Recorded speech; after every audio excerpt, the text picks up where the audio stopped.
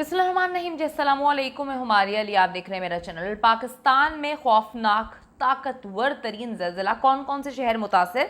Turkey जल्जले की पेशन गोई करने वाले साइंसदान की जानिब से पाकिस्तान के हवाले से बड़ी वार्निंग। अगले कुछ घंटे पाकिस्तान के लिए बेहद इंपॉर्टेंट है। अपने मोबाइल पर कौन सी सेटिंग ऐसी करनी चाहिए, कौन सी ऐप ऐसी है जो जल्जले से हमें बचा सकती है, हमें पेशन गोई कर सकती है, हमें बता सकती है कि जल्जला आने वाला है। गुजरावाला में जल्जले से पहले जो है वो कयामत का मंजर, आज की वीडियो में इस पर बात करेंगे। आपसे रिक्वेस्ट है, अगर अभी तक आपने मेरे चैनल को सब्सक्राइब नहीं किया कर लीजिए, हमारी हौसला अफजाई होती है।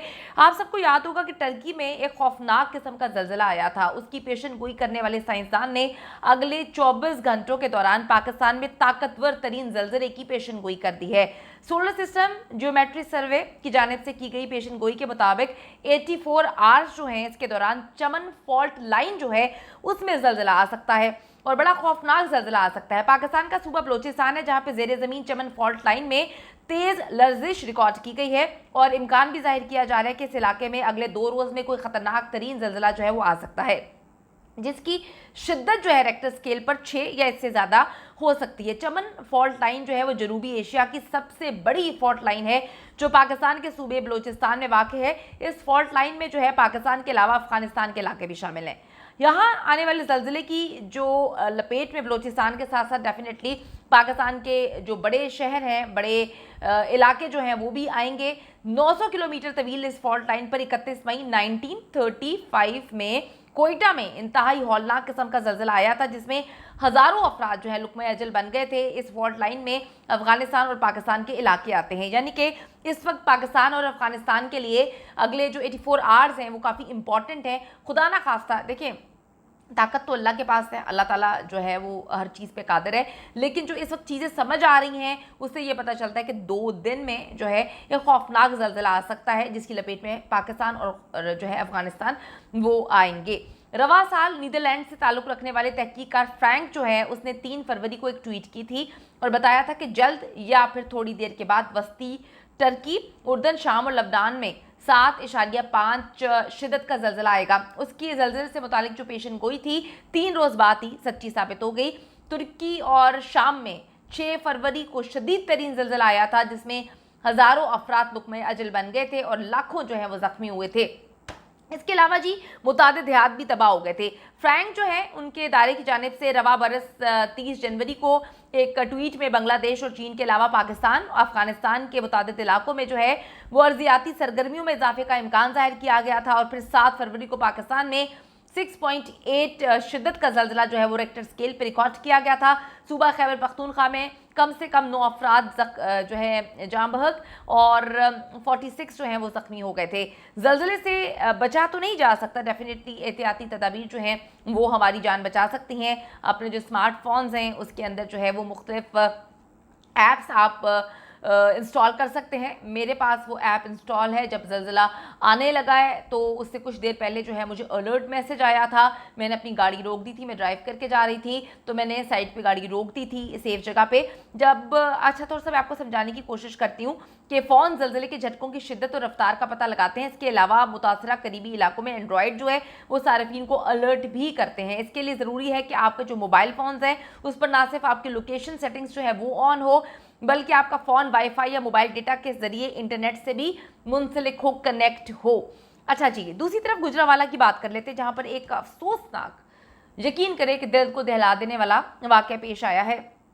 दिल खून के आंसू रो रहा है, लेकिन क्या करें कि हम कभी बड़े नहीं हो पाएंगे। हमारे अंदर का जो दरिंदापन है वो कभी ख़त्म नहीं हो पाएगा। गुजरावाला में एक दिल चीरने वाला जो है वो वाक़या पेश आया है। पसंद की शादी की तकरीबन कुछ दिन के बाद जो है लड़की के कज़न ने फायरिंग करके दोनों को, लड़का और लड़की को और दुल्हे की वालदा को गोलियां मारी। इतनी अंधाधुन फायरिंग की कि वो मौके पर जो है वो बेचारे जान की बाजी हार गए। वाकये में जाँ बहक होने वालों में दुल्हन लाइबा शामिल है। बड़ी प्यारी तस्वीरें उसकी इंटरनेट पे जो है वो वायरल हो रही थी। बड़ी खुश थी, पसंद की उसने शादी की थी। पसंद की शादी का हक तो हमारा इस्लाम भी देता है, पाकिस्तान का कानून भी देता है, लेकिन उसकी जो है फैमिली ने कुछ दिन के बाद जो है, शादी के कुछ दिन बाद दुल्हा को भी मार दिया, दुल्हन को भी मार दिया और दुल्हा की माँ को भी कत्ल कर दिया। अच्छा जी, दुल्हन लाइबा शामिल है। जाँ बहक होने वालों में उसका खाविंद जैनब अब्बास और दुल्हन की सास नसीम बीबी शामिल है। इन तीनों को मौके पर ही इन्होंने मार दिया।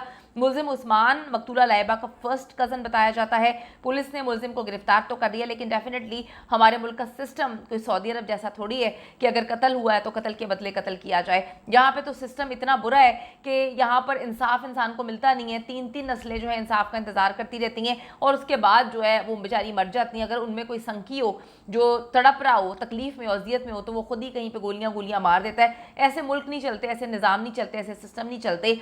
जो गुनाहगार हैं अगर आप उनको 2-2 3-3 साल तक जो है ज़ाहिर जाफर की तरह आप जेल में रखेंगे और उसके बाद जो है उनको सजाए मौत भी नहीं देंगे, वो अपील पे अपील करता रहेगा, वो अपील पे अपील करता रहेगा, तो इस तरह ज़िंदगियां गुजर जाती हैं। सुप्रीम कोर्ट ऑफ पाकिस्तान से अभी तक एक डेट नहीं आई, 2 कोर्ट्स ने उसको सजाए मौत दे दी है। तो अगर इंसाफ नहीं होगा, निज़ाम अदल नहीं होगा, तो लोग फिर क्या करते फिरेंगे।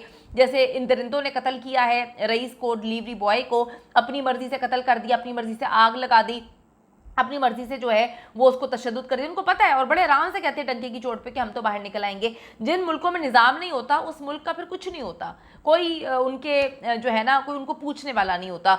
अब मैं आपको बताती चलूँ, दोनों ख़ानदान जो हैं वो मोहल्लेदार भी हैं और सुलह सफाई की उन्होंने सुलह सफाई की बजाय जो है लड़की की माँ ने जो है तड़प कर बेटी, दामाद और उसकी माँ को घर बुलाया, मतलब सॉरी ट्रैप करके बुलाया और बड़ी ड्रामेबाजी दिखाई और बड़ी गेम्स खेलने की कोशिश की, उसके बाद जो है कत्ल करवा दिया। ये बेगैरत किस्म के लोग होते हैं जिनके अंदर इंसानियत नहीं होती, अपने बच्चों को कत्ल करवा देते हैं, बच्चों को समझाने की बजाय ये हरकतें हैं।